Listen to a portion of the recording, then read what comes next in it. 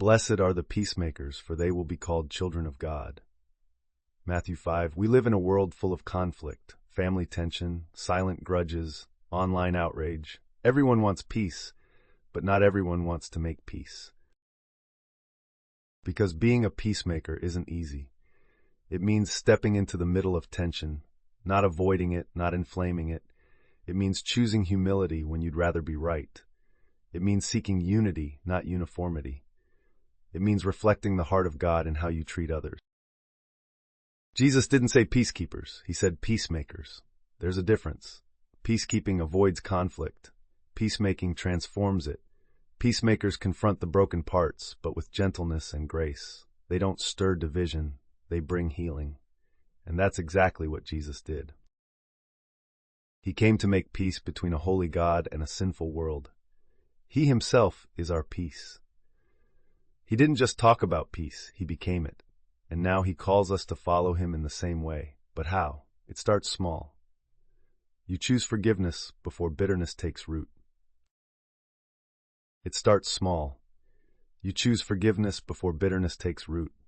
You listen when others shout. You pray before you post. You apologize first, even when you weren't the only one wrong. You bring peace into everyday moments because you carry peace within you. But here's something you need to ask.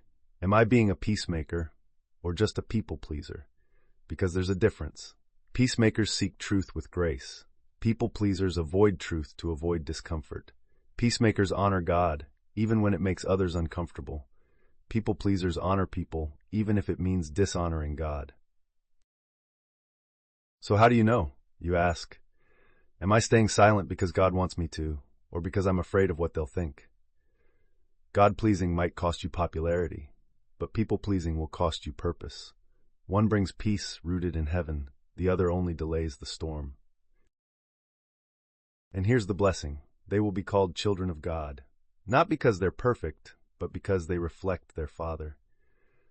So today, will you build a bridge or hold on to the wall? Will you be a presence of peace in a world that thrives on chaos? Blessed are the peacemakers, for they will be called children of God. Stay tuned for your next video. Blessed are those who are persecuted for righteousness' sake, for theirs is the kingdom of heaven.